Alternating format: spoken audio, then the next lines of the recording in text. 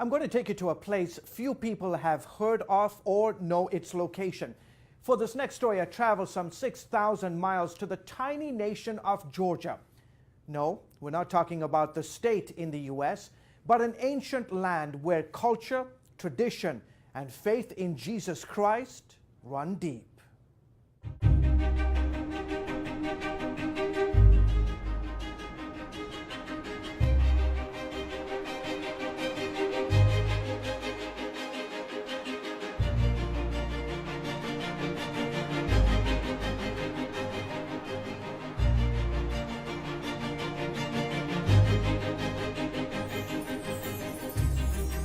It was famed novelist John Steinbeck who, while traveling through the Soviet Union in 1947, referred to this land as a kind of second heaven.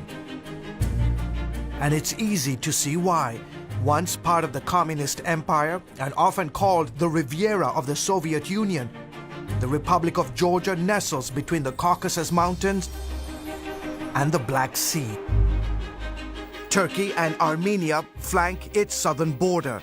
Azerbaijan is to the east, Russia to the north. Levan Vazadze is a Georgian businessman. I come from a very ancient, perhaps one of the most ancient cultures in the world. An ancient place where people speak a language that's over 2,000 years old. Ethnographer Luasab Togonitse says his is a country that has also witnessed its fair share of turmoil. Georgians go through a lot. Because of the geographical location, many armies, invaders would pass this way. History here is measured in millennia, not centuries. And throughout the ages, your country has been the playground for numerous empires. The Ottomans, the Persians, the Greeks, the Byzantine Empire, the Romans, the Mongols, the Russians. In the capital city of Tbilisi, the ancient and modern mix seamlessly to create a beautiful portrait of Georgia's rich culture and traditions. One of the best ways to take in the sights and sounds of Tbilisi is to take one of these trolleys up the mountain.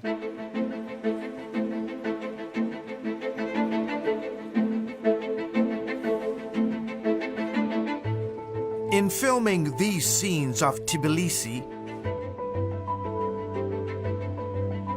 and stunning countryside landscapes, Georgian cameraman Georgi Shamazana said it best. Every time I travel in different regions of my country, I feel like I'm traveling through thousands of years of history. Georgians are legendary for their hospitality. They believe guests come from God and as such are treated with honor. Their food is simply out of this world. For example, you have this amazing dish, it's called khinkali, and the all-famous hachapuri. Friendship is highly valued in this society, and family is paramount. But if there is one thing many Georgians cherish most, it is their faith. Vasadze says Christianity, above all else, has protected and preserved his nation. The reason Georgia remained what it is, because our nation has a profound feeling of responsibility to holding on to the eternal features of our national character, which by all means are rooted in the Christian culture.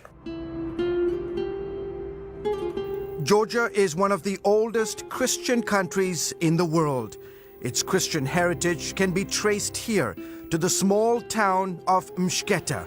It was around 326 AD when a woman evangelist named Nino started preaching the gospel here.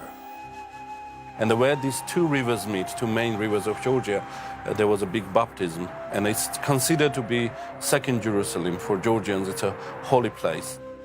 Christianity spread to the rest of the country and in about 10 years became the state religion.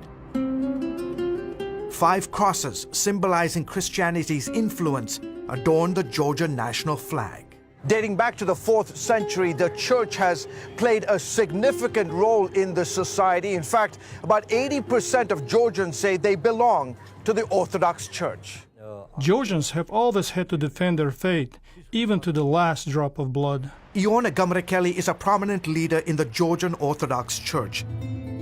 He says over the centuries, many Christians became martyrs for refusing to renounce their faith.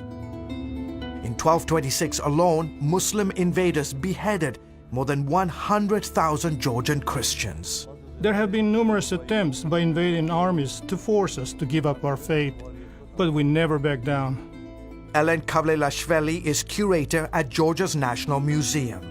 She has in her collection priceless manuscripts, rare Bibles, and other historical artifacts documenting Georgia's Christian heritage. Today, the role of Christianity is even more significant as we face new challenges. Kavlelashvili believes her country today stands at a crossroads, with the countries of Central Asia, Russia, Europe, and the Middle East all vying for cultural and religious influence. She says tiny Georgia must once again stand to protect her heritage. I hope Georgia's example of unconditional love and dedication to faith are a testimony to all mankind. People should realize that the absence of faith is disastrous for a nation. Christianity is how we survived in the past, and it's how we will survive in the future. George Thomas, CBN News in Tbilisi, the Republic of Georgia.